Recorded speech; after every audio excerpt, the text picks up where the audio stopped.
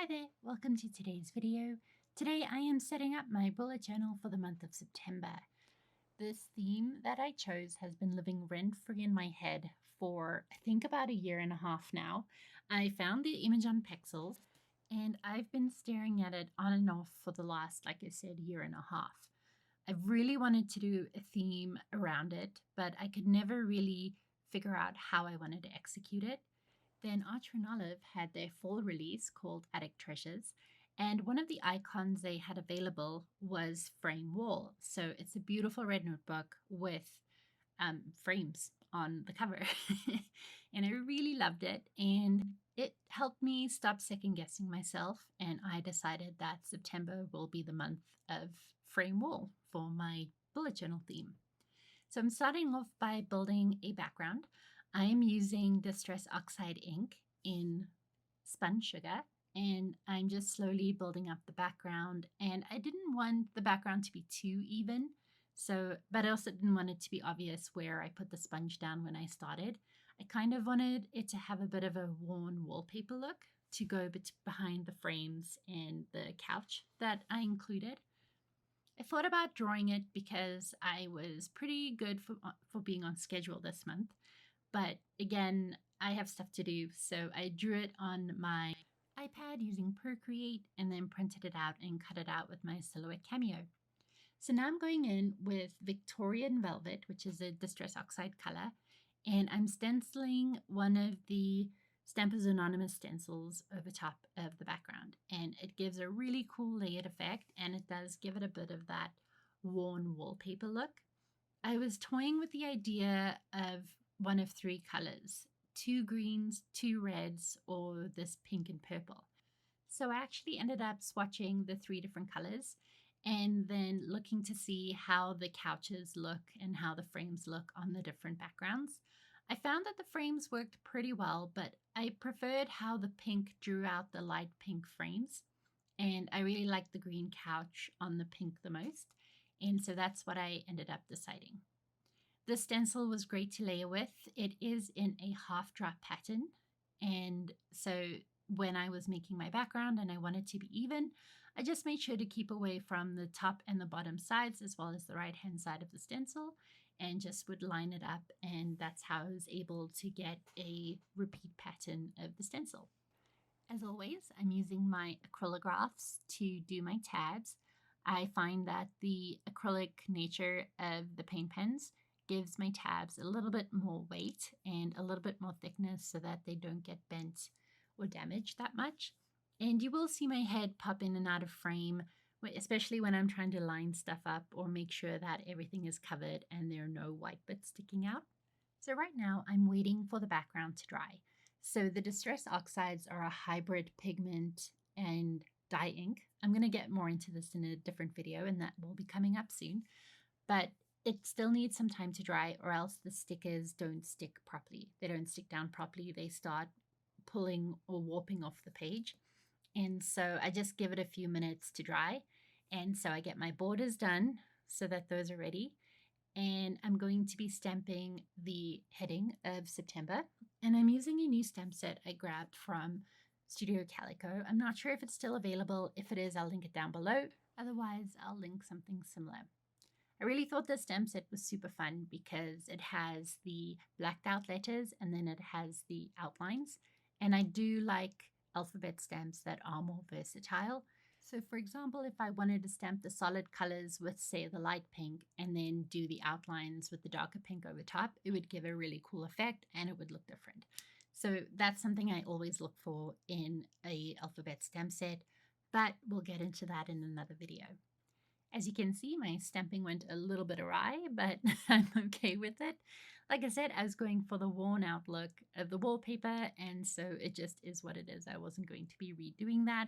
If this is something that really bothers you, an option would be to stamp it on sticker paper and then stick it down on your notebook, or cut it out and then stick it down on your notebook.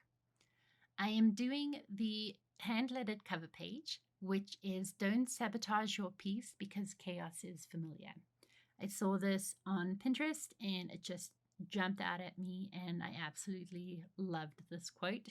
This is how I hand lettered it for this specific theme, But I'm toying with the idea of making a dashboard or a lettered cover page in a different way that's maybe more appealing to a general audience. Let me know if that's something you'd be interested in seeing. And this was so fun. So I have done a gallery wall in my house, and that was more stressful because making sure everything's straight and the positioning makes sense. But doing this with stickers in a notebook was very enjoyable. I had so much fun lining everything up and deciding where I wanted to put it. After all the weeks and days and weeks that I spent working on this, this was by far the best part and made all of that work worth it. And I think this was about, I don't know, 3 minutes worth of enjoyment, but again, totally worth it. So while I was setting this up, I was listening to Outlander, the audiobook, and I haven't watched the show because I wanted to read the book first. And it is not my jam. It is not my thing at all. I finished it, but it was a struggle. It was a hard struggle toward the end there. And it was audiobook and I sped it up, but I couldn't speed it up too much because the author is constantly introducing new characters, which honestly it was so hard to keep track of. So I just gave up on keeping track of characters after a while.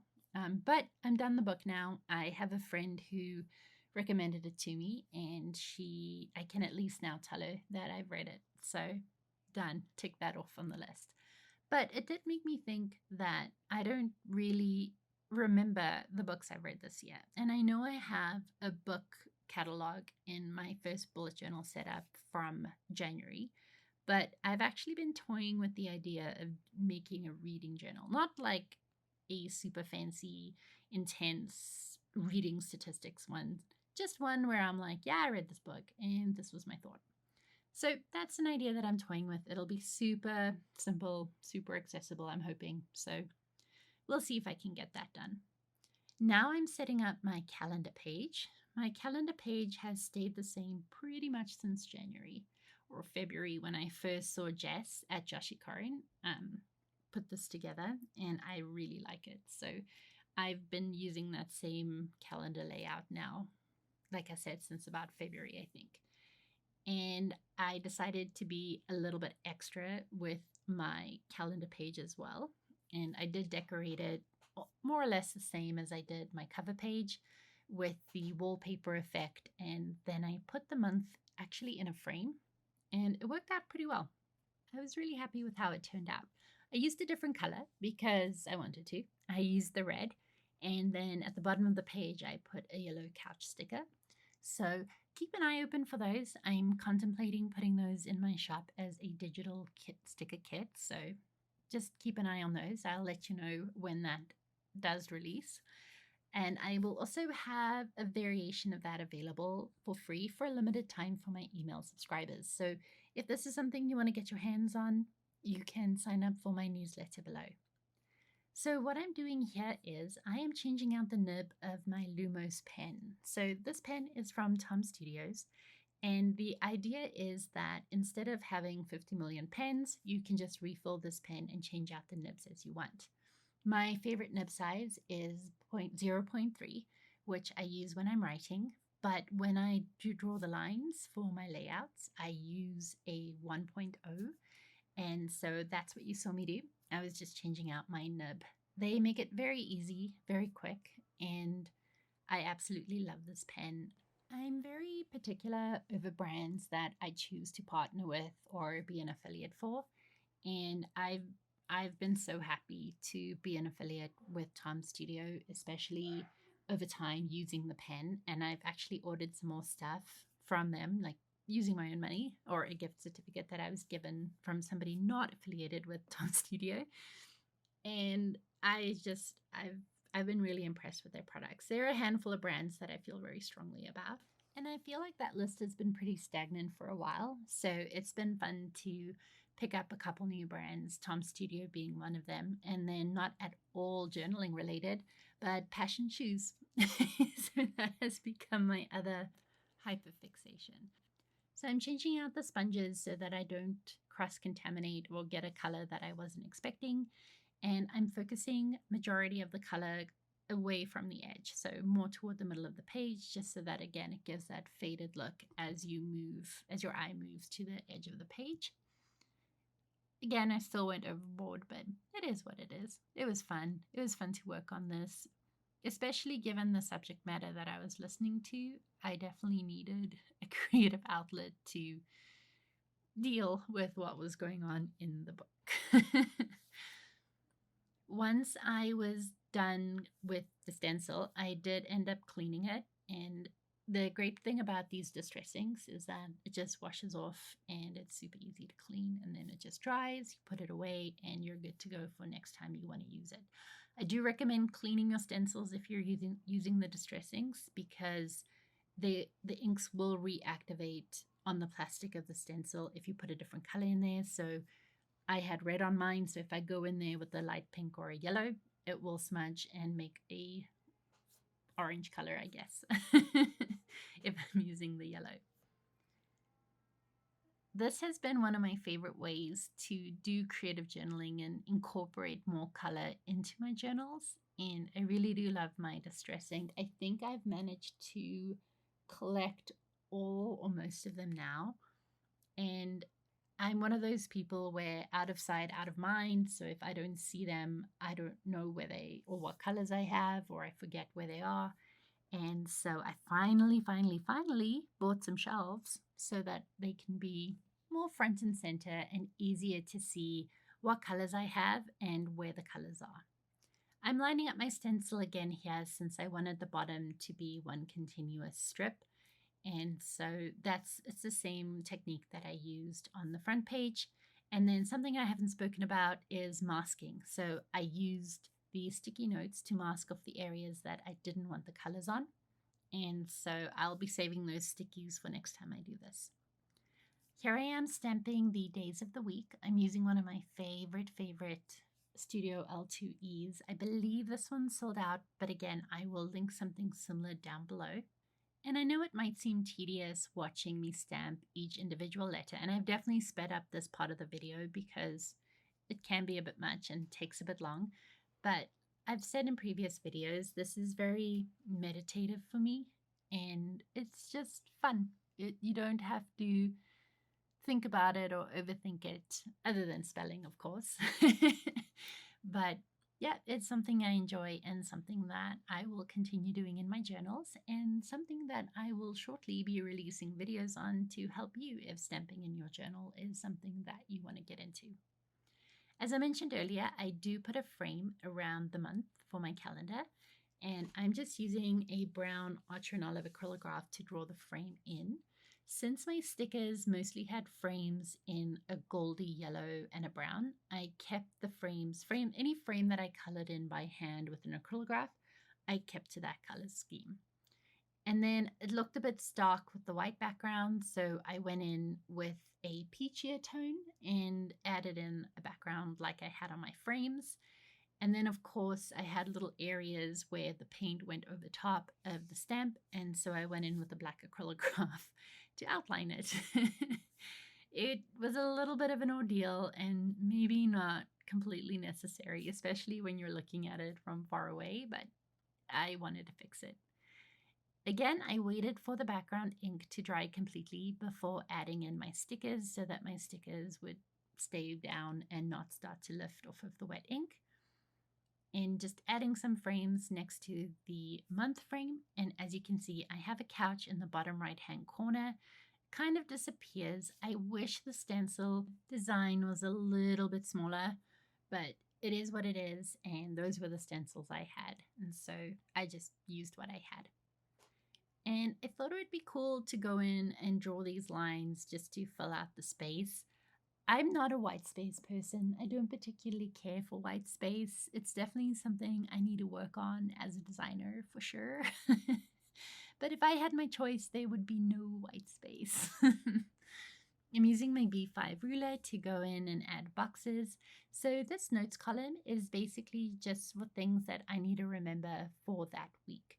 So for example, if my husband's going away on a conference, or if there's something big going on that week, or putting in a to-do for that week. So For example, my youngest was in kindergarten last year, and every week or every month they had a parent make Play-Doh.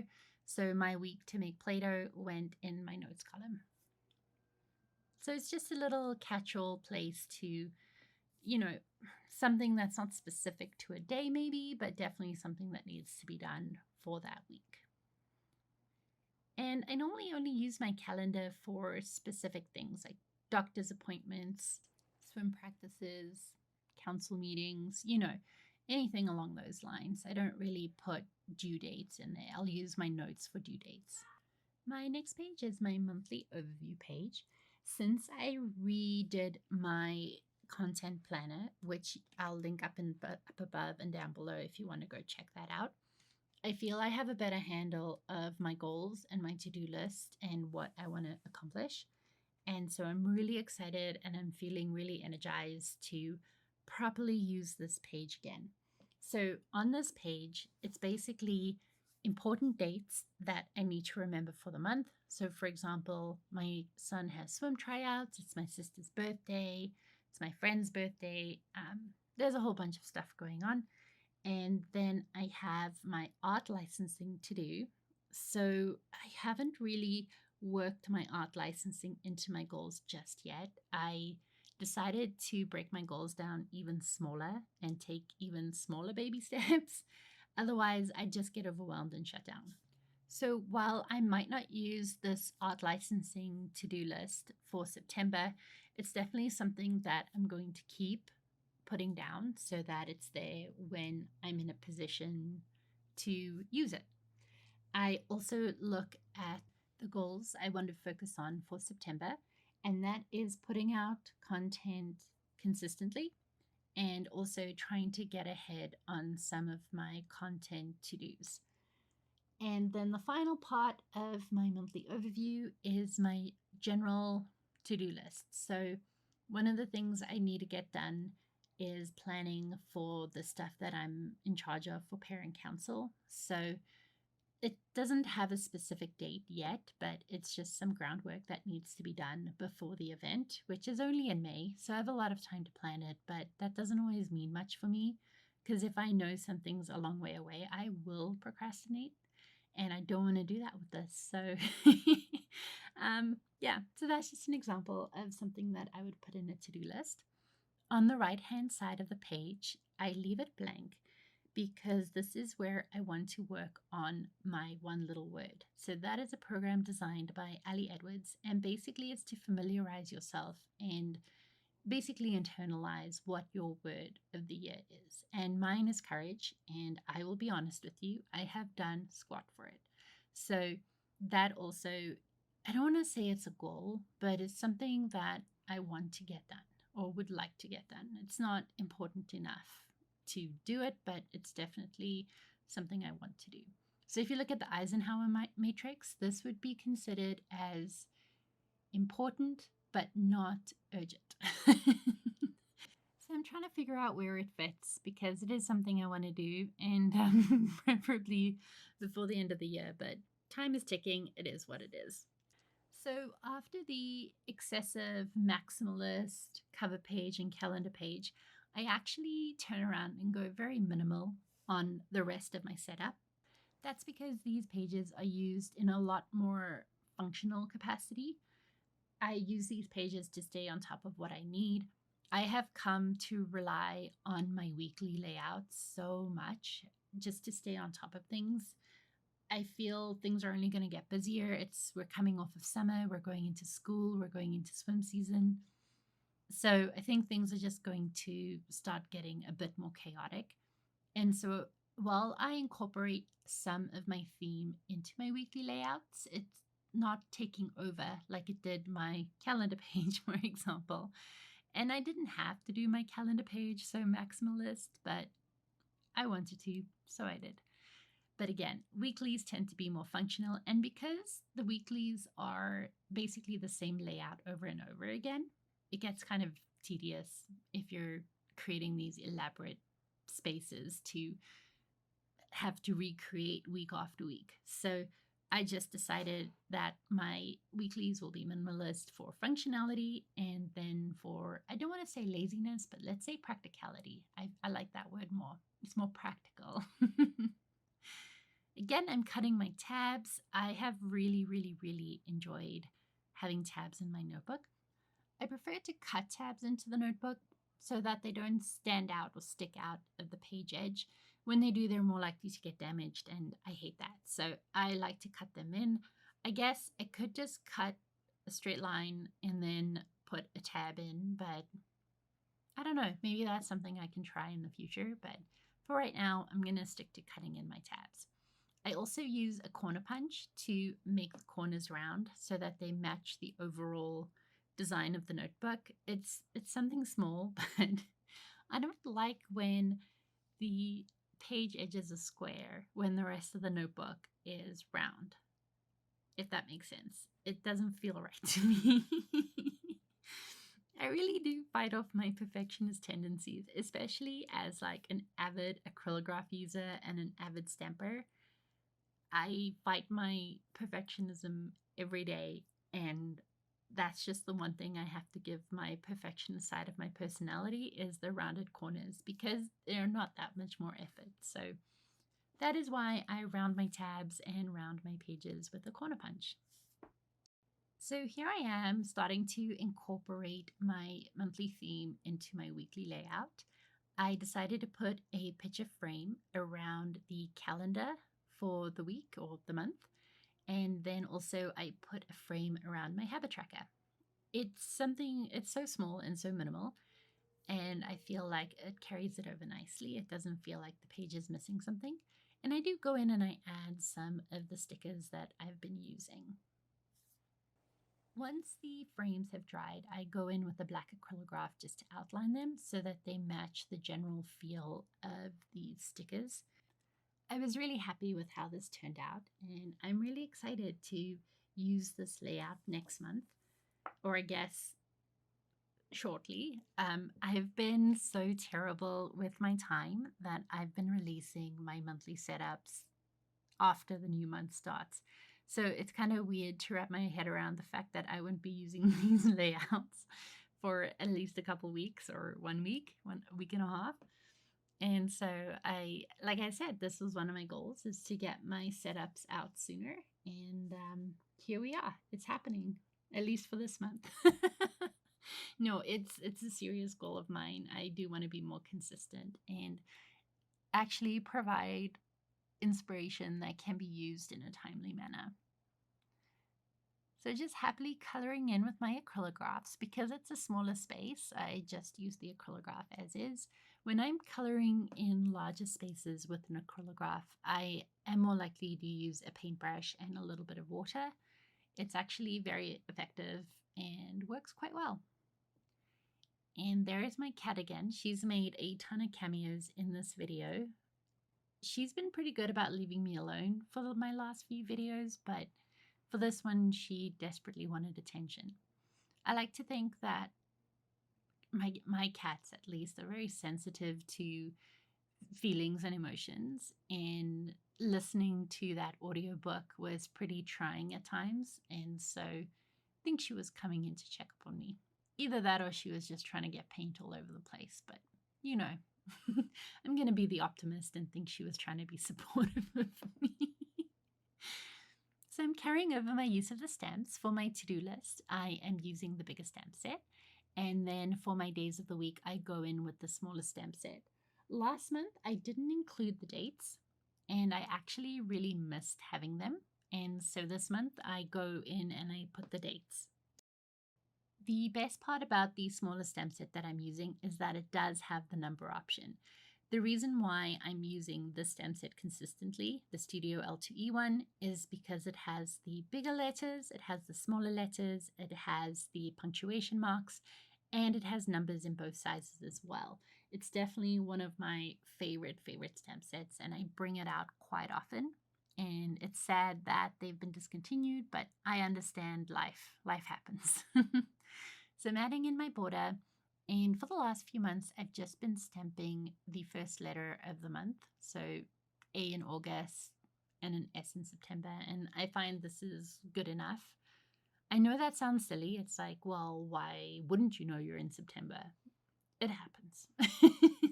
Especially with work when, depending on what I'm working on at the time, it could be something 6 months from now, it could be something 2 weeks from now, it could be something tomorrow.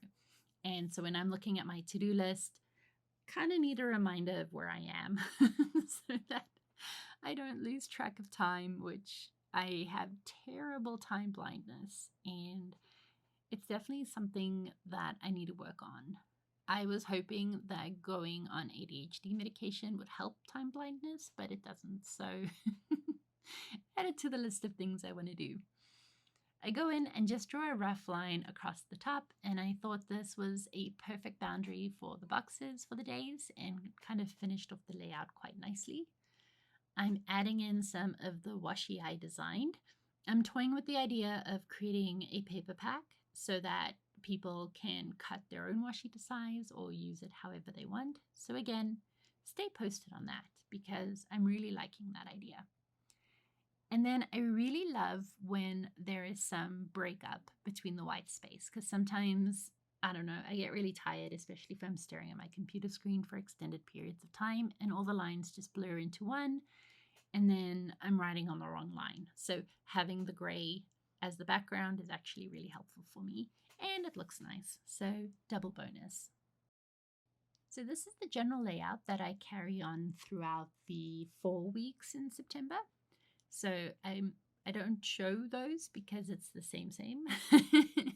And it's bad enough that I have to set up the same, but I'm not going to make you watch it. Unless you want to, let me know down below.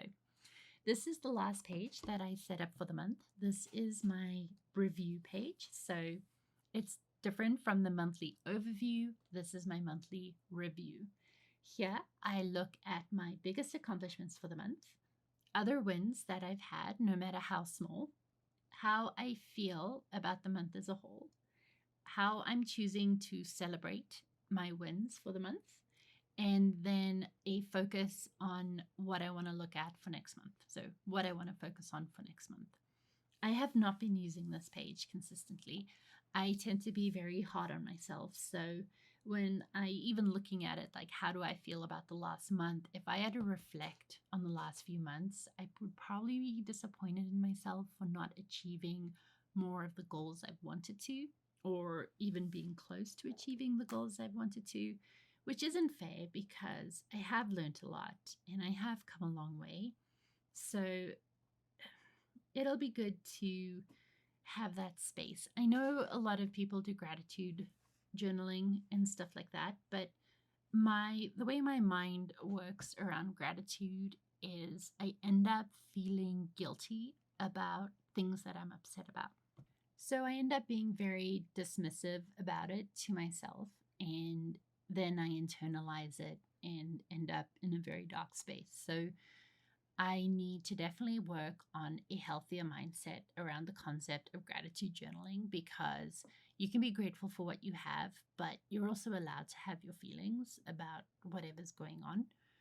And for the most part, I'm reasonable about recognizing things that aren't reasonable.